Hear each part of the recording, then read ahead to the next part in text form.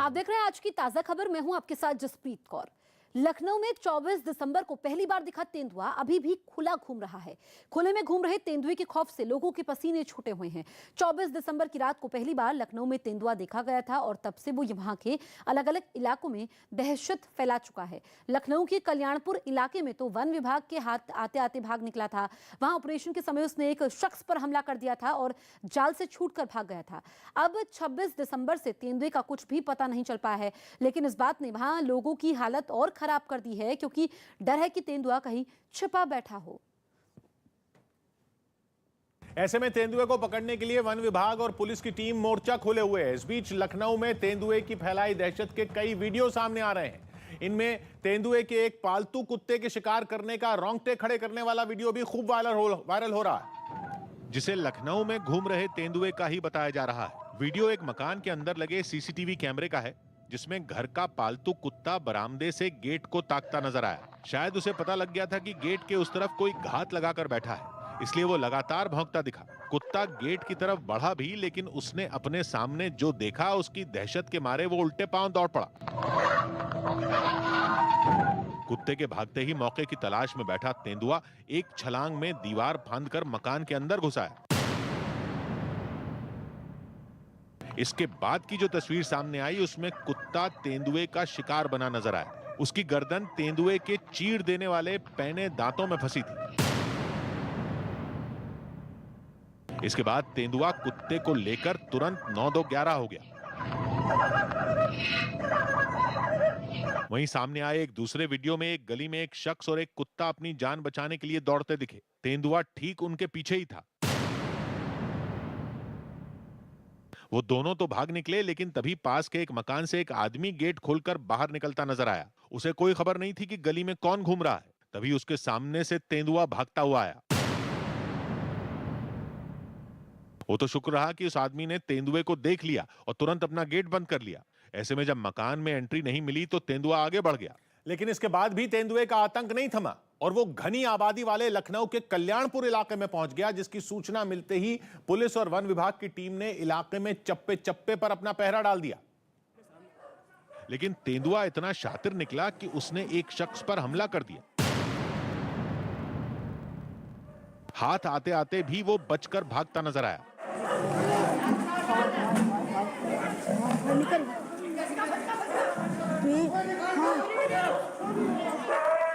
हालांकि इससे पहले रात के अंधेरे में पुलिस और वन विभाग के कर्मचारी हाथों में कई मीटर लंबा जाल लिए तेंदुए को पकड़ने के लिए गली गली दौड़ते दिखाई दिए। एक तेंदुए को पकड़ने के लिए दर्जनों लोग अपना पसीना बहाते नजर आए। उन्होंने उस मकान के इर्द गिर्द जाल बिछा दिया जहां तेंदुआ छिपा था। उनकी तरकीब काम आई और तेंदुआ जाल में फंस गया। लेकिन जाल में फंसते ही तेंदुआ आक्रामक हो गया। वो ऐसे दहाड़ा कि जाल पकड़े एक शख्स तो भाग खड़ा हुआ।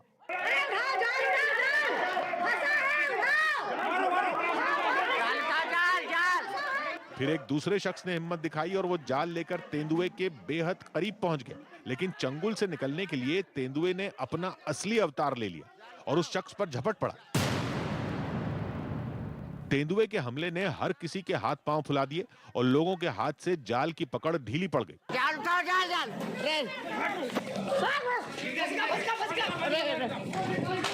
तेंदुए ने हमला नीचे खड़े आदमी पर किया, लेकिन ऊपर छत से वीडियो बना रहे लोगों के पसीने ऐसे छूटे कि वो भी एक पल के लिए पीछे हट गए।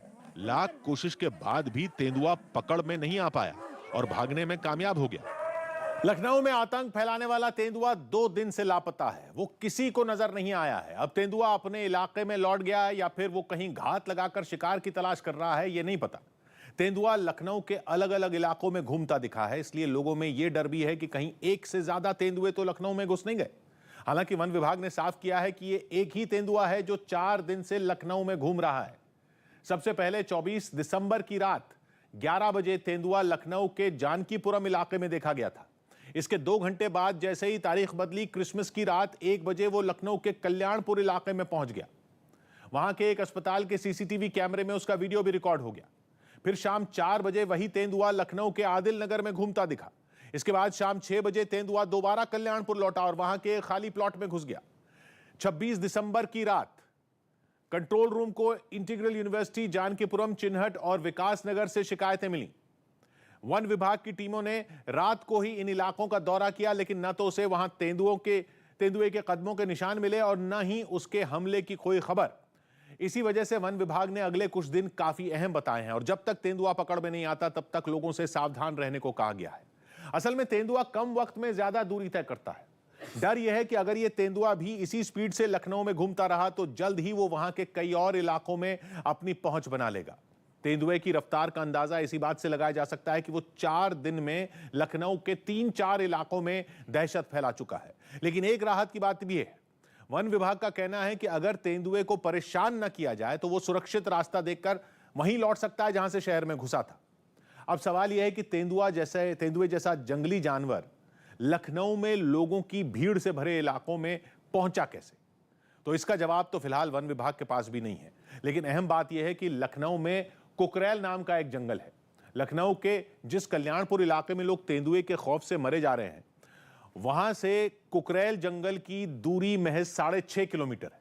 गाड़ी में वहां जाने में सिर्फ 15 मिनट लगेंगे। इसलिए माना जा रहा है कि उसी जंगल से तेंदुआ भागकर शहर में घुस गया। लखनऊ के इंदिरा नगर इलाके में फैले कुकरेल जंगल में घड़ियालों और कछुओं का प्रजनन केंद्र है, जहां कुछ वक्त पहले तक लोग पिकनिक के लिए भी जाया करते थे।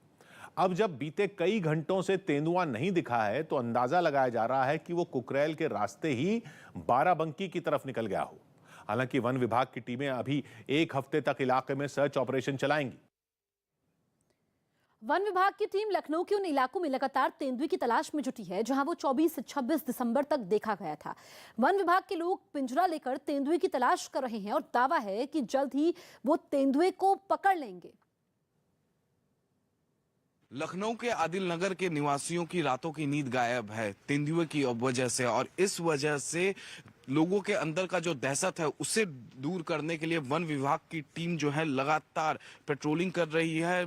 अभी हल्की हल्की बारिश हो रही है, लेकिन उसके बावजूद जो वन विभाग की टीम है वो लगातार पेट्रोलिंग कर रही है ताकि लोगों के अंदर जो दहशत है तेंदुए को लेकर वो दूर हो जाए। यहाँ पर आप देख सकते हैं सबसे पहले तस्वीर, बड़ा बड़ा पिंजरा अगर देखा जाता है, कहीं से लोकेशन मिलता है तेंदुए का, तो इन्हीं पिंजरे में कैद करके, इसी पिंजरे में कैद करके तेंदुए को यहाँ से लेकर जाया जाएगा। दूसरी एक तस्वीर हम आपको दिखाना चाहेंगे। देखिए हल्की हल्की बारिश हो रही है इस वक्त, और यहाँ पर आप देखिए वन विभाग के जो कर्मचारी हैं वो लगातार मुस्तैद हैं, और जैसे ही इन्हें कहीं से भी कॉल मिलेगी कि उन्हें फलाना इलाके में तेंदुए देखा गया है तो उस इलाके में तुरंत वो ये जो कर्मचारी हैं वो तुरंत वहां पर मूव कर जाएंगे। देखिए दूसरी तरफ हल्की हल्की बारिश हो रही है। ठंड लग रही है?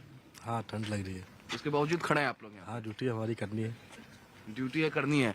कहीं से कॉल आई आप लोगों के पास? अभी तो नहीं, कहीं से कॉल नहीं आई है अभी नहीं। तेंदुआ सबसे पहले लखनऊ के जानकीपुरम में देखा गया था, लेकिन जल्द ही उसकी दहशत आसपास के इलाकों में फैल गई। वन विभाग की टीम लगातार उन इलाकों में सर्च ऑपरेशन चला रही है जहां तेंदुआ देखा गया था, लेकिन अभी भी उनके हाथ खाली ही हैं। नवाबों का शहर लखनऊ इस वक्त एक तेंदुए का आतंक झेल रहा है। यहाँ की तस्वीरें आपको दिखाएंगे क्योंकि हम खुद यहाँ पर आप पहुंचे हैं जानकीपुरम इलाके में, आखिर देखने यहाँ का माहौल कैसा है। जानकीपुरम इलाके की बात करें या फिर कल्याणपुर इलाके की बात करें, ये 2 इलाके ऐसे हैं जहाँ पर लगातार हड़कंप मचा हुआ है क्योंकि सीसीटीवी कैमरे में जब तेंदुए को देखा गया उसके बाद से ही लगातार यहाँ के लोग दहशत में। एक बार यहाँ की तस्वीरें दिखाना आपको चाहेंगे। आप देख सकते हैं कि सुनसान इलाका है, लोग घरों से बाहर नहीं निकल रहे हैं। इक्का दुक्का ही लोग डर के अगर उनको जरूरत है तो ही वो घर से बाहर निकल रहे हैं। और जहां पर भी आप पूरी सड़क को देखेंगे इस वक्त पूरी सड़क खाली है, लोग अपने घर में ही दुबके हैं क्योंकि 26 दिसंबर को रात 11 से 12 बजे के बीच में यहां पर इंटीग्रल गर्ल्स कॉलेज के मेस में तेंदुए को देखा गया, जिसके बाद से वहां पर स्टूडेंट्स में हड़कंप मच गया और उसके बाद जानकीपुरम के इलाके में उसको देखा गया। और साथ साथ यहाँ जो ये जानकीपुरम इलाका है यहाँ पर अब उसकी दहशत देखने को मिल रही है। इसी वजह से लोग अपने घरों में दुबके हुए हैं।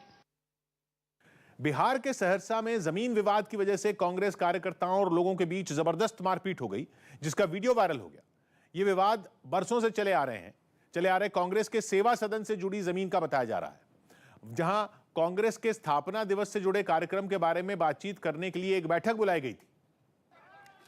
और मीटिंग के दौरान ही दूसरे पक्ष के लोग वहां पहुंचकर तोड़फोड़ करने लगे। एक दिन पहले हुए इस बवाल का जो वीडियो वायरल हुआ उसमें कांग्रेस कार्यकर्ता और दूसरे पक्ष के लोग एक दूसरे से मारपीट करते नजर आए। उन्हें देखकर ऐसा लगा कि वो एक दूसरे को बख्शने के मूड में नहीं है, क्योंकि जिसे कुर्सी मिली उसने कुर्सी उठाई और जिसे डंडा मिला उसने डंडा उठा लिया, जिसके बाद दोनों पक्षों के लोग एक दूसरे पर टूट पड़े।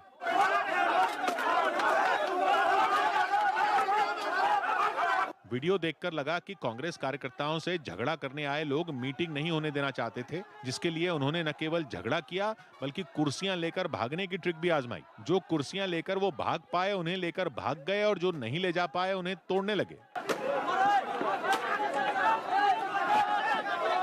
गुस्से में पागल नजर आ रहे इन लोगों ने बांस बल्लियों से बने कांग्रेस सेवा सदन तक को नहीं छोड़ा। जमीन विवाद कांग्रेस सेवा सदन की जमीन का था, लिहाजा कांग्रेस कार्यकर्ताओं से उलझने आए लोगों ने मौका मिलते ही उसे तोड़ना शुरू कर दिया, जिसके बाद कांग्रेस कार्यकर्ता उन्हें रोकने लगे। बवाल के बीच वो नारे लगाते भी दिखे।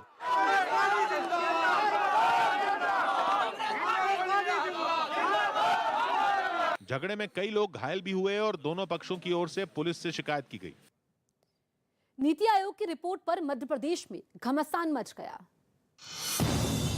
नीति आयोग की एक रिपोर्ट में स्वास्थ्य सेवाओं के मामले में मध्य प्रदेश को देश के 19 बड़े राज्यों की लिस्ट में 17वें स्थान पर रखा गया, जिसे कांग्रेस ने लपकने में देर नहीं लगाई और रिपोर्ट के बहाने शिवराज सरकार को निशाने पर ले लिया। स्वास्थ्य सेवाओं में हम फिसड्डी सबसे पीछे आ गए। ये शिवराज सिंह जी के 17 साल के कामों का हिसाब है। विपक्ष के हमलों के बीच नीति आयोग की इस रिपोर्ट पर शिवराज सरकार की ओर से भी सफाई सामने आई। इस तरह की रिपोर्ट्स हमें अपनी समीक्षा करने और आगे आने वाले समय में सभी चीजों को दुरुस्त करने के लिए बहुत महत्वपूर्ण होते हैं। आर अश्विन को ICC test player of the year award के लिए नॉमिनेट किया गया। इस सूची में अश्विन के अलावा जो रूट समेत कुल 4 खिलाड़ी शामिल हैं। दिल्ली पुलिस ने हत्या के एक आरोपी को जैतपुर से गिरफ्तार कर लिया। बताया गया कि इस पर बिहार में कई मामले दर्ज हैं। छत्तीसगढ़ के कांकेर में नक्सलियों ने एक बीएसएफ कैंप के पास धमाका कर दिया। इसमें वहां रेल परियोजना के काम से जुड़े 3 मजदूर घायल हो गए। जम्मू कश्मीर सरकार और अपोलो अस्पताल के बीच एक समझौता हुआ, जिसके तहत जम्मू में 250 बिस्तरों का एक अस्पताल खोलने पर सहमति बनी।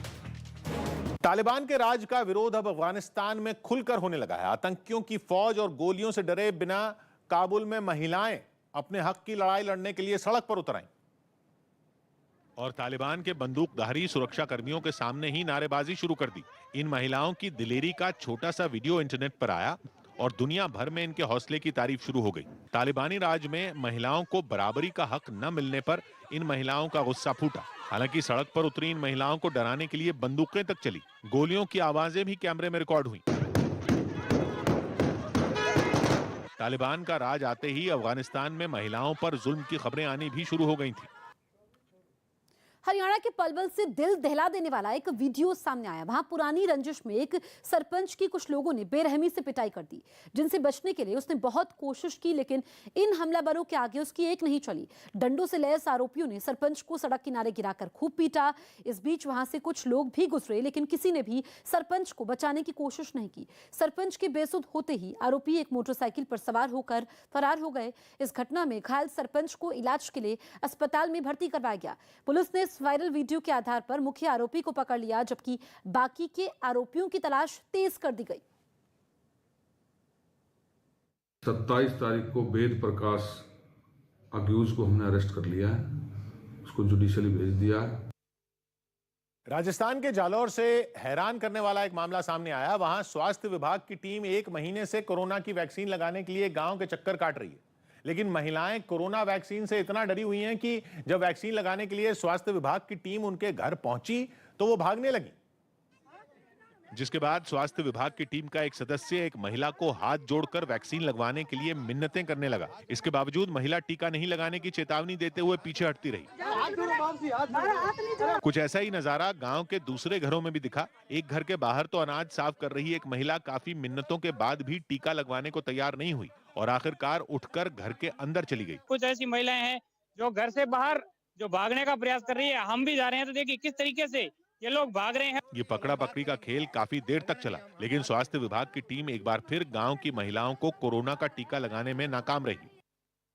आंध्र के तिरुपति में भगवान वेंकटेश्वर के मंदिर में स्पेशल दर्शन के लिए 1 करोड़ रुपए देने होंगे। ये मंदिर कोरोना की वजह से 2 साल तक बंद रहा और नए साल यानी कि जनवरी में जब ये मंदिर खुलेगा तो वो श्रद्धालु जिन्हें दर्शन के अलावा मंदिर में सुबह से शाम तक होने वाली रस्मों में हिस्सा लेना है, उन्हें अच्छी खासी रकम चुकानी होगी, जो लाखों में नहीं बल्कि करोड़ों में है, जिसके लिए मंदिर के बोर्ड ने खास टिकट रखा है जिसका नाम है उदय स्थानम सेवा टिकट, जिसकी कीमत रखी गई है 1 करोड़ रुपए। शुक्रवार के दिन के लिए यह टिकट 1.5 करोड़ रुपए में खरीदना होगा। ये टिकट ऑनलाइन या ऑफलाइन दोनों तरह से खरीदे जा सकते हैं। जनवरी में भगवान वेंकटेश्वर के मंदिर में दर्शन के लिए 4.5 लाख से ज्यादा टिकट बेचने की तैयारी है और इन टिकटों की बिक्री से जो करोड़ों रुपए मिलेंगे उनका इस्तेमाल 3 बड़े प्रोजेक्ट में होगा, जिनमें बच्चों के लिए एक बड़ा अस्पताल बनाने का प्रोजेक्ट भी शामिल है। खबर है कि 25 दिसंबर को जैसे ही मंदिर के बोर्ड ने वेबसाइट पर टिकटों की बिक्री का ऐलान किया, करीब 14 लाख लोगों ने वेबसाइट पर विजिट किया और केवल 55 मिनट के अंदर मंदिर में दर्शन के सारे स्लॉट बुक हो गए। उत्तराखंड के हल्द्वानी में एक रोजगार मेले का आयोजन किया गया। उत्तराखंड के हल्द्वानी में एक रोजगार मेले का आयोजन किया गया। इसमें सीएम पुष्कर सिंह धामी भी युवाओं का हौसला बढ़ाने पहुंचे। लोकसभा अध्यक्ष ओम बिरला ने अपने लोकसभा क्षेत्र कोटा में जनता दरबार लगाया। इस दौरान एक गंभीर बीमारी से जूझ रहा नन्हा बच्चा भी अपने परिवार के साथ उनसे मिलने पहुंचा और मदद की गुहार लगाई। इसके बाद ओम बिरला ने इस बच्चे को मदद का भरोसा दिया। मुंबई के कांदिवली इलाके की एक रिहायशी इमारत में आग लग गई। ये आग पहली मंजिल पर लगी, जिसके बाद दमकल की 4 गाड़ियों ने वहां पहुंचकर इस पर काबू पाया। ऑस्ट्रिया के टेनिस खिलाड़ी डोमिनिक थीम अगले महीने होने वाले ऑस्ट्रेलियन ओपन से बाहर हो गए। उन्होंने कलाई की चोट की वजह से यह फैसला लिया। ओमिक्रॉन के खतरे से निपटने के लिए गुजरात सरकार ने कमांड कंट्रोल रूम की शुरुआत कर दी, जिसके जरिए राज्य के किसी भी कोने से ये पता लगाया जा सकता है कि किस अस्पताल में कितने और किस तरह के बेड कोरोना पॉजिटिव मरीज के इलाज के लिए खाली हैं। 365 दिन इस तरीके से कमांड कंट्रोल रूम जारी रहेगा। राज्य सरकार ने एक ऐप और हेल्पलाइन नंबर भी जारी किया है, जिनके जरिए बेड से जुड़ी जानकारियों का पता लगाने में आसानी होगी। बेड अवेलेबल है तो कंफर्मेशन के लिए वो 104 में कॉल करेगा। यूपी के कानपुर में मेट्रो का लोकार्पण होते ही क्रेडिट लेने की होड़ लग गई। पीएम ने वहां मेट्रो के पहले चरण का उद्घाटन किया। उन्होंने 2019 में कानपुर मेट्रो का शिलान्यास किया था और उसके पहले चरण का उद्घाटन भी पीएम ने ही किया। कानपुर मेट्रो को हरी झंडी दिखाने के बाद प्रधानमंत्री ने उसमें सफर किया। मेट्रो में सफर करने से पहले उन्होंने अपना टिकट भी दिखाया। उनके साथ राज्य के मुख्यमंत्री योगी आदित्यनाथ और केंद्रीय मंत्री हरदीप सिंह पुरी ने भी मेट्रो की सवारी की। सफर के दौरान पीएम ने बीच में पड़ने वाले मेट्रो स्टेशन पर खड़े लोगों का हाथ हिलाकर अभिवादन भी किया, जिसके बाद वो कानपुर में एक सभा में पहुंचे, जहां उन्होंने विकास के काम के लिए योगी सरकार की पीठ थपथपाई और डंके की चोट पर कहा कि उनकी सरकार जो काम शुरू करती है उसे समय पर पूरा करके दिखाती है। कानपुर मेट्रो के निर्माण को ये काम हमारी सरकार में शुरू हुआ और हमारी ही सरकार इसका लोकार्पण भी कर रही है। पीएम ने भले ही दावा किया कि कानपुर मेट्रो का शिलान्यास और उद्घाटन दोनों बीजेपी की सरकार के दौरान हुआ, लेकिन समाजवादी पार्टी ने उस दावे को खारिज कर दिया। उसकी ओर से एक फोटो ट्वीट कर दावा किया गया कि कानपुर मेट्रो की नींव समाजवादी पार्टी की सरकार में रखी गई थी। जो समाजवादी सरकार ने दी थी मेट्रो, उसी का उद्घाटन करने जा रहे हैं। ये पहला मौका नहीं है जब विकास के काम पर बीजेपी और समाजवादी पार्टी के बीच क्रेडिट वॉर छिड़ी है। इससे पहले पूर्वांचल एक्सप्रेसवे की शुरुआत के मुद्दे पर भी दोनों पार्टियां भिड़ चुकी हैं और कानपुर मेट्रो के उद्घाटन के बाद फिर से वही हुआ। इस पूरे सियासी झगड़े के पीछे भी एक कहानी है जो शुरू हुई 2016 में, जब यूपी में समाजवादी पार्टी की सरकार थी। उस समय भी कानपुर मेट्रो का शिलान्यास हुआ था, लेकिन सितंबर 2017 में केंद्र सरकार ने कानपुर मेट्रो पर फिर से डीपीआर यानी कि डिटेल्ड प्रोजेक्ट रिपोर्ट मांगी। उस समय तक यूपी में योगी सरकार आ गई थी, जिसने 2018 में फिर से डीपीआर भेजी, जिसे 2019 में केंद्र से मंजूरी मिली थी। केंद्र ने 2019 के फरवरी महीने में मंजूरी दी थी और मार्च में प्रधानमंत्री ने कानपुर मेट्रो का शिलान्यास किया था, जिसके बाद नवंबर 2019 में काम शुरू हो गया और करीब 2 साल बाद कानपुर मेट्रो के पहले चरण का उद्घाटन भी हो गया। मेट्रो के पहले फेज में करीब 9 किलोमीटर लंबी लाइन शुरू हुई है, जो प्रोजेक्ट के पूरा होने पर 32 किलोमीटर हो जाएगी। कानपुर मेट्रो से एक स्टेशन से दूसरे स्टेशन तक जाने के लिए लोगों को 10 रुपए किराया देना होगा। इसके अलावा 2 स्टेशन तक जाने के लिए 15 रुपए और 3 से 6 स्टेशन तक सफर करने के लिए 20 रुपए देने होंगे। बचपन का प्यार गाने का वीडियो वायरल होने से सुर्खियों में आए सहदेव दिर्दो एक सड़क हादसे में गंभीर रूप से घायल हो गए। छत्तीसगढ़ के सुकमा में वो अपने दोस्तों के साथ एक स्कूटर पर बैठकर जा रहे थे, लेकिन सड़क पर अचानक उनका स्कूटर फिसल गया, जिसकी वजह से सहदेव दिर्दो के सिर में गंभीर चोट लग गई और आनन फानन में उन्हें सुकमा के जिला अस्पताल में भर्ती करवाया गया। लेकिन उनकी नाजुक हालत को देखते हुए डॉक्टरों ने उन्हें बेहतर इलाज के लिए जगदलपुर भेज दिया। छत्तीसगढ़ के मुख्यमंत्री भूपेश बघेल ने सहदेव के बेहतर इलाज के लिए डीएम को निर्देश दिए हैं। सिंगर बादशाह ने भी सहदेव की सलामती के लिए दुआ की है और ट्विटर पर जानकारी दी कि वो परिवार के संपर्क में हैं। छत्तीसगढ़ के नक्सल प्रभावित इलाके सुकमा के एक छोटे से गांव के रहने वाले सहदेव का बचपन का प्यार गाना सोशल मीडिया पर इतना वायरल हुआ था कि मशहूर सिंगर बादशाह ने इसे एक वीडियो एल्बम में भी इस्तेमाल किया।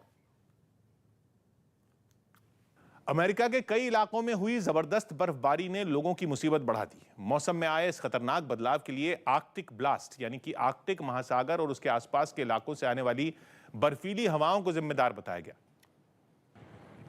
जिसकी वजह से कई इलाके तो बर्फ में जमे नजर आए। सबसे खराब हालात दिखे सियाटल के, जहां इतनी बर्फ गिरी कि पूरा शहर ही ठप पड़ गया। वहां के हवाई अड्डे से जो तस्वीरें सामने आई उनमें रनवे ही नहीं, हवाई जहाजों पर भी बर्फ जमी दिखी। विमान उड़ान भर सकें इसके लिए काफी कोशिश भी की गई, लेकिन बर्फीले तूफान के आगे किसी की एक न चली। आखिरकार उड़ानों को रद्द करना पड़ा। इसका असर यात्रियों पर भी दिखा और बड़ी संख्या में लोग एयरपोर्ट पर ही लंबा इंतजार करने के लिए मजबूर हो गए। कुछ यही हाल कैलिफोर्निया का भी नजर आया। वहां अमूमन गर्म रहने वाले इलाके में भी इतनी बर्फ गिरी कि सब कुछ ठहर गया। जबरदस्त बर्फीले तूफान ने वहां की रफ्तार पर ब्रेक लगा दी। लोगों के लिए आगे देख पाना भी मुश्किल हो गया। सड़कों पर इतनी बर्फ इकट्ठा हो गई कि उन्हें बंद करना पड़ा। कई गाड़ियां और ट्रक रास्तों में ही फंस कर रह गए। केंद्र सरकार ने 2 और वैक्सीन को हरी झंडी दे दी। ओमिक्रॉन खतरे के बीच देश में कोरोना की 2 नई वैक्सीन कोर्बेवैक्स और कोवोवैक्स को मंजूरी मिल गई। केंद्रीय स्वास्थ्य मंत्री मनसुख मांडविया ने ट्वीट कर इसकी जानकारी दी। साथ ही एक एंटीवायरल दवा को भी कुछ शर्तों के साथ मंजूरी दे दी गई। कर्नाटक में हावेरी के एक स्कूल में मिड डे मील खाने से 80 बच्चों की तबीयत खराब हो गई। हालांकि इन सभी को इलाज के बाद अस्पताल से छुट्टी मिल गई। दावा है कि बच्चों को दिए गए मिड डे मील में एक मरी हुई छिपकली मिली। खबर है कि जो रूट इंग्लैंड क्रिकेट टीम की कप्तानी छोड़ सकते हैं, वो ऑस्ट्रेलिया से एशेज सीरीज में हार से दुखी हैं और चर्चा है कि उनकी जगह बेन स्टोक्स लेंगे। आरोप है कि महाराष्ट्र के यवतमाल में पिछले 3 दिन में 3 बच्चों पर तेजाब जैसी चीज से हमला किया गया, जिससे वहां लोगों में हड़कंप मच गया। अब इस मामले में पुलिस ने केस दर्ज कर लिया और वो उन इलाकों में लगे सीसीटीवी वीडियो की पड़ताल में जुट गई। अमेरिका की कैलिफोर्निया से हैरान करने वाली तस्वीरें सामने आई। वहां सैन डिएगो में एक प्लेन क्रैश होकर रिहायशी बस्ती में जा गिरा, जिसके बाद उसमें आग लगने से पूरे इलाके में अफरा तफरी मच गई और जलता हुआ वो प्लेन किसी आग के गोले जैसा दिखाई दिया, जिसकी आवाज सुनकर आसपास के लोग वहां इकट्ठा हो गए। इसके बाद दमकल विभाग के लोगों ने मोर्चा संभालते हुए उस पर पानी की बौछार शुरू कर दी। उससे उठने वाले धुएं ने लोगों का सांस लेना तक मुश्किल कर दिया। बताया गया कि क्रैश हुए इस प्लेन में 10 लोगों के बैठने की जगह थी। हालांकि हादसे में कितने लोगों की मौत हुई इसका कोई आंकड़ा जारी नहीं किया गया।